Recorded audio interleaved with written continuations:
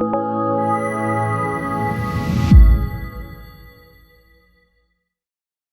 Jacob Hornberger, president of the Future of Freedom Foundation, and welcome to episode 2 of the JFK Assassination, 60 years later. As I indicated in episode 1, this is the 60th anniversary year of the assassination of President John F. Kennedy. November 22nd of this year will be the 60th anniversary date on which that assassination took place. On November 22nd, 1963, President Kennedy was traveling in a motorcade in Dallas, Texas on Elm Street and Dealey Plaza when shots rang out. Some of those shots hit Kennedy.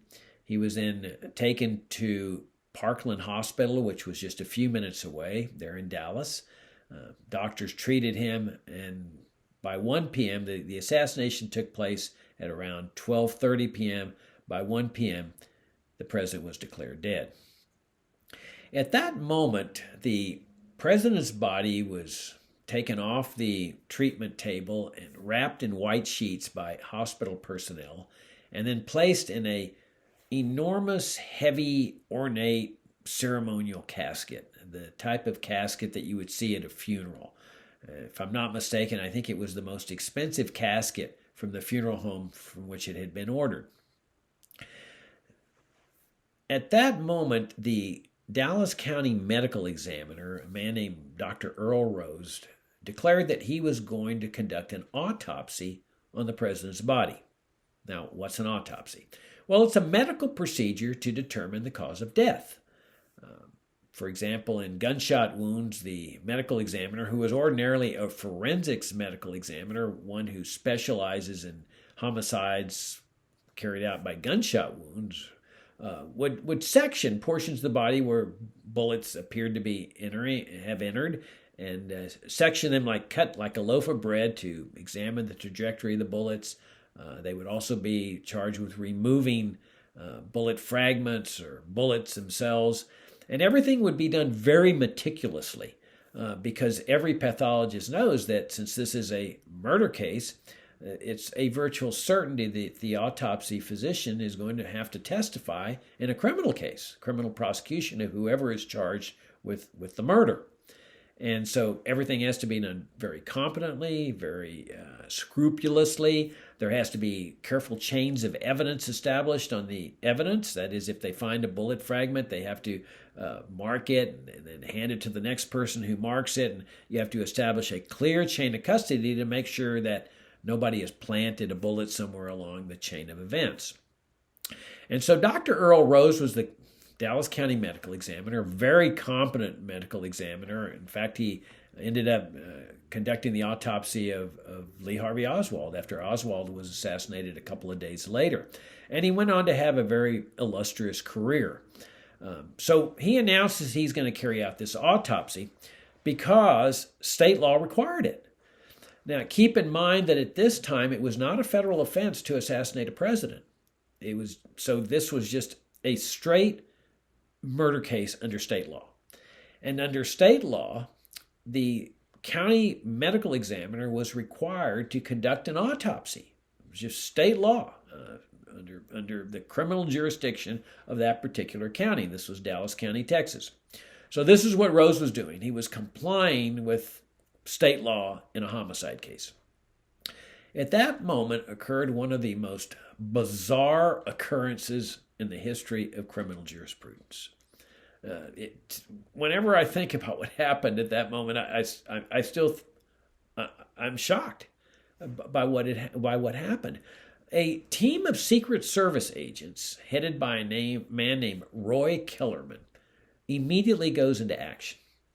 And Kellerman, who was carrying a Thompson submachine gun, declared that he was operating under orders and that his orders were to take this body out of Parkland Hospital without an autopsy being conducted, and that this body, he said, was going to be taken back to Washington, D.C.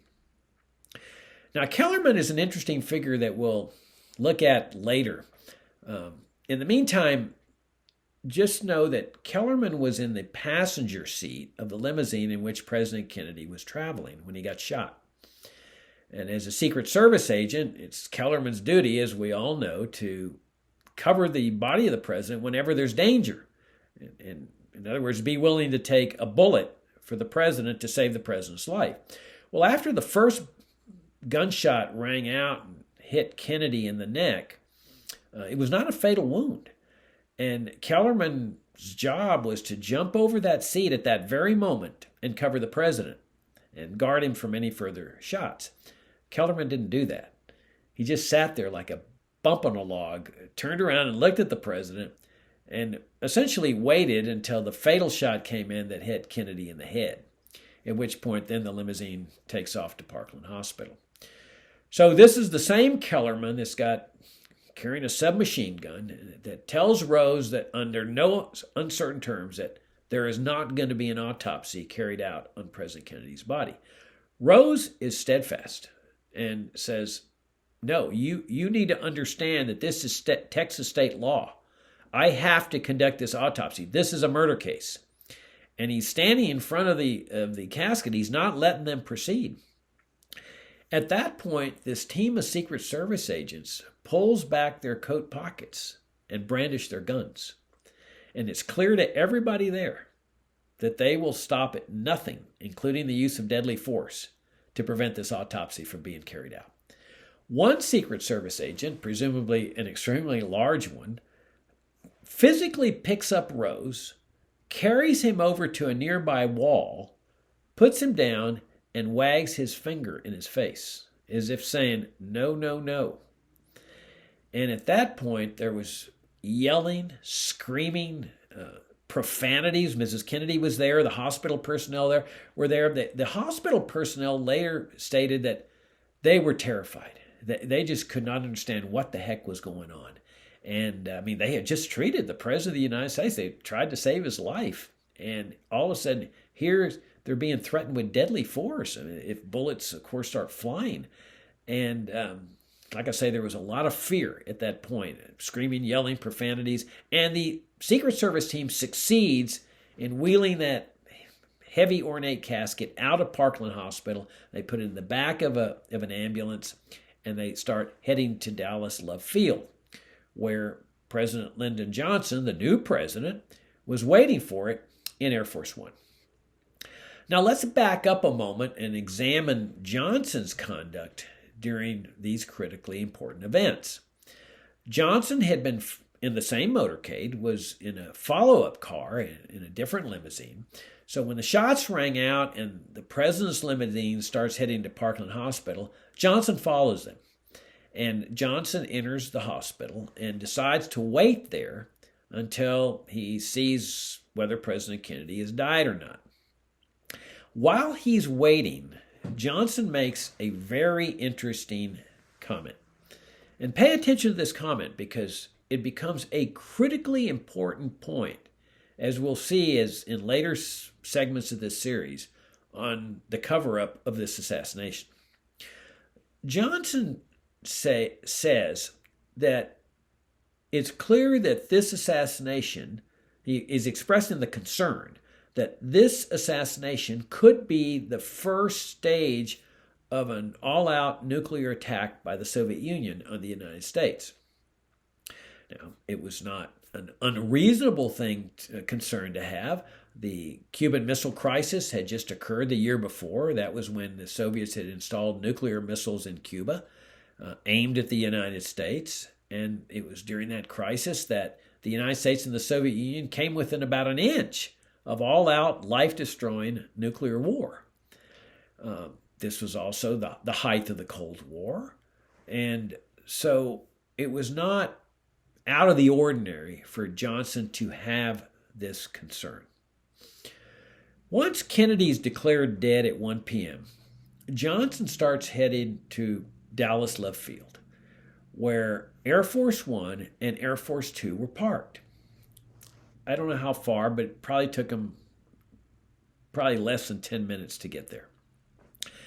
Now, Air Force One was President Kennedy's plane.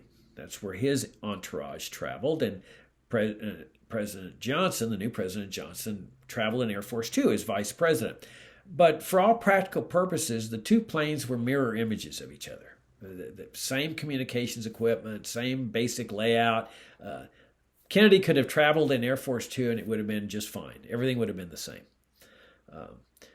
So Johnson decides that, well, on the way to Dallas Love Field, Johnson again expresses this concern, saying that, this could be the first step in an all-out nuclear attack by the Soviets. And he actually, to show his concern, he scrunches down in his seat so that he can't be seen through the windows, because he says that it's very possible that the communists, the Soviet communists, might be planning an ambush. And so he didn't want to be seen in the window and thereby be the target of such an ambush. So he's clearly concerned about this possibility. So his car gets to Dallas Love Field, and he decides that he's going to use Air Force One. He could have used Air Force Two. It would have been no different. But he decides that since he's now president, he's going to use Air Force One. At that point, he issues a very unusual order. He orders that the luggage from Air Force Two be transferred over to Air Force One, which clearly was going to take some time. And the reason I say it was unusual is because it made no sense, because both planes were going to the same destination back in Washington. So that didn't make any sense. But at the same time, he orders personnel to begin removing seats from the back of Air Force One to make room for this big, heavy, ornate casket that contained President Kennedy's body. Now, an autopsy generally takes 2 to 3 hours. And Johnson had to be well aware of that. He was an experienced man. But more important, he's a native Texan. I mean, he had been a U.S. Senator from Texas. He had been a congressman from Texas. He knew his way around Texas. He grew up there. And he had to know that under Texas state law, an autopsy was required under state law in a homicide case. And I will guarantee you that Johnson had no intentions of waiting at Dallas Love Field for 2 or 3 hours when he's ordering these seats to be removed. That means that he knew that Kellerman would be arriving shortly, or he was confident that Kellerman would be arriving shortly with that casket containing Kennedy's body. That means that it was Johnson who had to be the one who issued the order to Kellerman to get that body out of Parkland at all costs and prevent them from conducting the autopsy. There's no other reasonable explanation for it. By removing the seats and having this urgency to return to Washington, Johnson knew that casket was going to be arriving. And the only way he knew it could be arriving that soon, instead of the 2 or 3 hours later after the autopsy, was that he was the man who issued the order to Kellerman to get that body out. At that point, while Johnson's waiting for the casket, he decides that he's going to be sworn in as president. And he feels that the person to do this, the proper person, would be a federal judge. So he contacts Bobby Kennedy, who is the Attorney General and the brother of the deceased president, who tells him that you don't need to be sworn in. Under the Constitution, you're automatically the president. Now, later, Johnson said that Kennedy had never told him any such thing, but Kennedy steadfastly said that he had, and there's absolutely no reason for Kennedy to have lied about such a thing. But in any event, Johnson has people go out looking for a federal judge, and they find one named Sarah Hughes. So Hughes takes the time to come over to the Dallas Love Field to perform the swearing in. In the meantime, the casket has arrived at the airplane, and it's loaded into the back of Air Force One amidst a lot of difficulty, of course. I mean, this thing was huge. And it's accompanied by Mrs. Kennedy. Now, Johnson, for many years, said that what he was really doing by taking all this time to get the casket there and so forth was that he was being chivalrous because he didn't want to leave Mrs. Kennedy there alone, there in Dallas alone. Well, it's not like Texas is this third world country. You see, it's not like he was leaving her off in some distant land. An autopsy had to be conducted. It would not have been unusual for Johnson to say, well, taken off and Mrs. Johnson's well taken care of. I've left a team of Secret Service agents there with her, and she can fly back on Air Force Two. So the chivalry thing was an interesting point. But let me emphasize why all this lollygagging is so important. Well, Judge Hughes comes onto the plane and conducts the swearing in. In the meantime, right before that, Mrs. Kennedy gets onto Air Force One. This had been her plane. And so she naturally gets onto Air Force One rather than going to Air Force Two, which had been Johnson's plane. But now you've got a plane that's really overcrowded because it's got both entourages, the Kennedy entourage, what had been the presidential entourage, and then all of Johnson's people. And Mrs. Kennedy, she hasn't been forewarned about what's going on. She still has her pink outfit on. It's bloodstained. And somebody suggested that maybe she might want to change. And her remark was very interesting. She said, no, something to the effect, I don't know the exact words, but words to the effect of, no, I want the whole world to see what they have done. And that was an interesting pronoun that she picked, they. And I think it was revealing, and that it was based on conversations with her husband about the dangers he faced from the they, which we will discuss as this series progresses. But in any event, here is this grief-stricken woman, just lost her husband, I don't know, an hour before or so, who heads to her bedroom on the plane. And she opens the door, and guess who is sprawled out on her bed?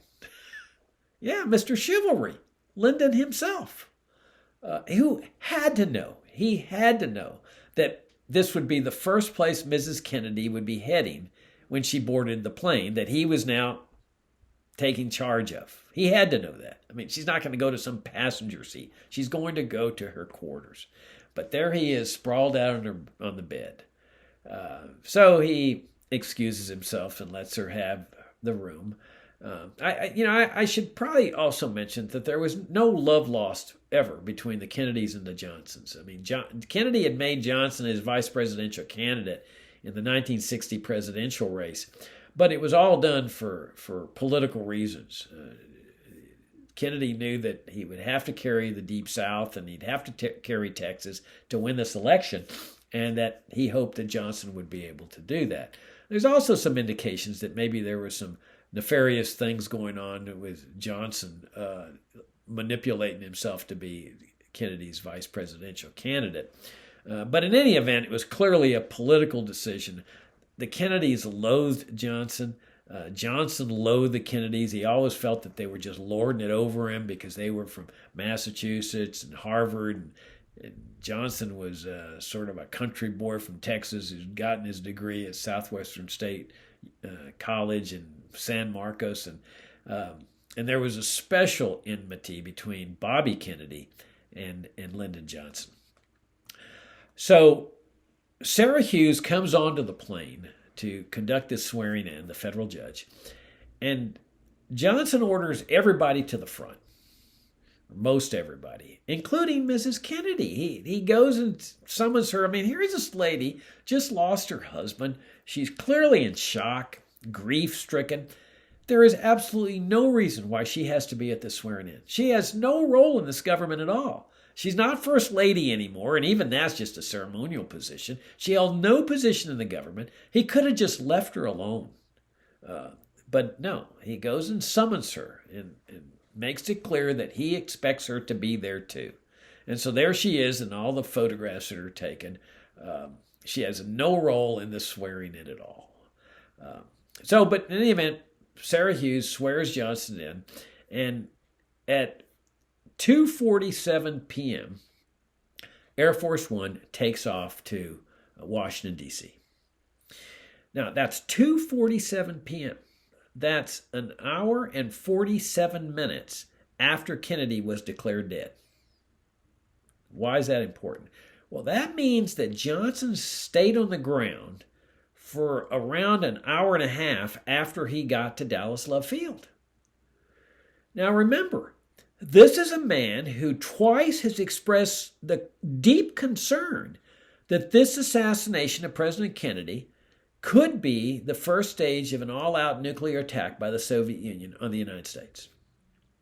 If that's the case, and clearly that's a realistic possibility, nobody can say that is not a possibility, right? I mean, given the Cold War environment, the Cuban Missile Crisis, and so forth, you can't totally eliminate that possibility. And even if there's a 1% chance of it, you might say, well, it's highly unlikely. Okay. But even if it's just a 1% chance, what would the Soviet strategy be in such an attack?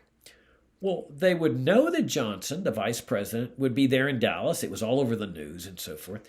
So the strategy would be to rein in nuclear missiles on Dallas with the intent of decapitating the federal government.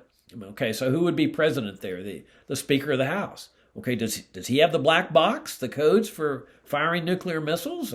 Is it with Johnson now? Do they have duplicate? There would be a lot of chaos in that event if both Johnson and Kennedy are killed. There'd be some paralysis which would enable the Soviet nuclear missile barrage to really deactivate, to destroy a lot of the nuclear capability of the United States in such a surprise attack. So anybody that has any concern about this possibility, even if it's just 1%, what's he going to do? He's going to get to Dallas Love Field immediately. In fact, in all likelihood, he's not even going to go to Parkland Hospital to wait to see if Kennedy's killed or not, Kennedy dies or not. He's going to go immediately to Parkland, get on that plane, either Air Force One or Air Force Two, and get up in the air in order to defend America, take charge of America's defenses in this possible war. He's not going to lollygag on the ground because those nuclear missiles could be coming in at any minute. Doesn't take that long for those missiles to arrive here. Johnson sits there for an hour and a half lollygagging. He's transferring luggage from Air Force Two to Air Force One. He's making time to have this casket be brought in. He's summoning a federal judge. He's taking his sweet time. He takes an hour and a half on the ground. In other words, actions speak louder than words. His words were, I'm concerned about this possibility. His actions reflect that he had no concern whatsoever. His actions reveal 100% certainty that this was not a Soviet assassination. Which means that this man, Lyndon Johnson, was lying through his teeth when he expressed twice his deep concern, when he's scrunching down in the seat, that this could be the first stage of a nuclear attack by the Soviet Union. His actions prove that he had 100% certainty that that was not a possibility. Because if there was even 0.5% possibility in his mind, which he reflected in those two statements, he would have gotten up into the air immediately and directed America's defense and be prepared to direct America's defenses. The fact that he lollygagged for an hour and a half waiting for this casket reflects with 100% certainty that he had 100% certainty that this was not a Soviet nuclear attack. How could he be so certain? There's only one explanation.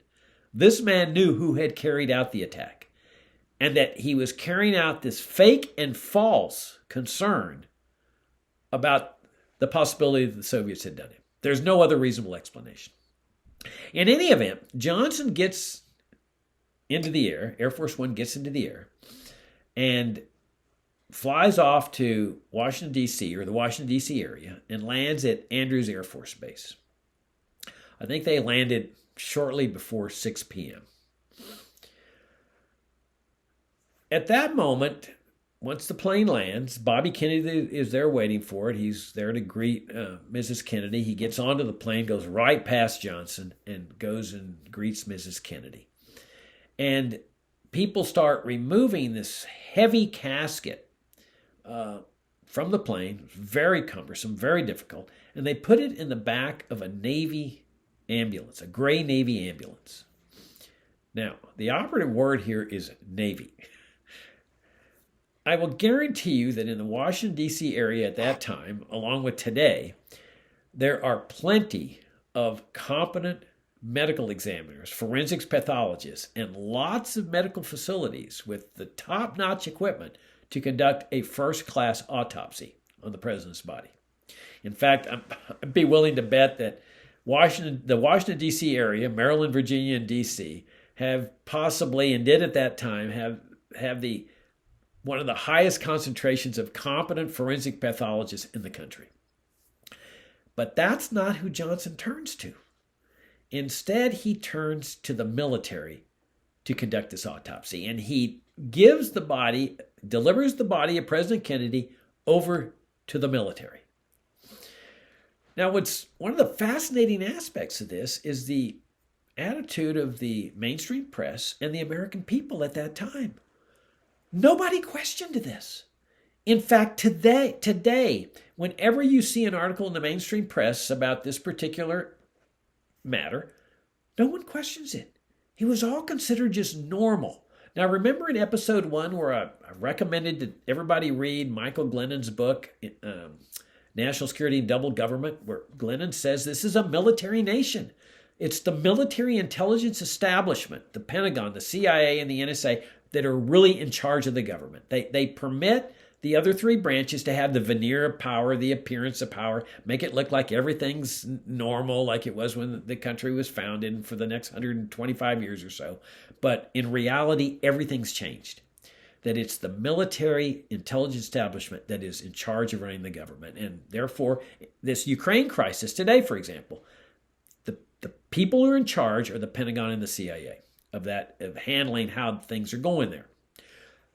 That mindset, that system stretches all the way back to 1963, even before, because the body, this is a civilian country, or it's supposed to be a civilian country, right? Isn't that what we all often hear? But it's not a civilian country. We saw that on November 22nd when the military takes control of the autopsy of the president. Why the military? I mean, why not just call a medical facility in Maryland or Dallas, in Washington and Virginia, get competent forensic pathologists there or pathologists, you can get a team there and have the autopsy there? No, it's turned over to the military. You see, now the president, we often refer to him as the commander-in-chief, right? But he's not commander-in-chief of the country. He's commander-in-chief of the armed forces. He is president of the country. And this is supposed to be a civilian country, but it's not. And we can go all the way back to that day to show what Glennon is talking about, 60 years later with his book, National Security and Double Government. This is a military nation. It was the military that was in charge on November 22nd, 1963. And that's reflected by the fact that Johnson turns over the president's body for the autopsy to be carried out by the military.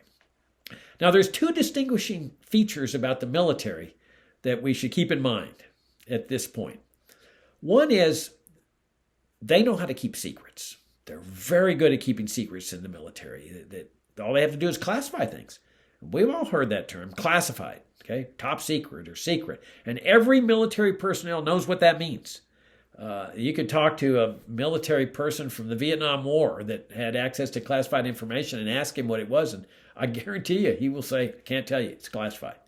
Okay? So and everybody understands that in the military. And most everybody complies with it. They know what will happen to them if they don't. They get court-martialed or they get criminally prosecuted. Second, there is a penchant for obedience to orders. That when you're ordered to do something in the military, you follow those orders. It's very rare that soldiers will disobey an order on the basis that they consider that it's illegal or unconstitutional. You saw this, for example, in the invasion of Iraq. Iraq was clearly an illegal invasion. There was no constitutionally required declaration of war. It was a sheer war of aggression. But yet not one soldier, including not one officer, who all of whom take oaths to support and defend the Constitution, said, I'm not going to deploy because your war is illegal and it's unconstitutional.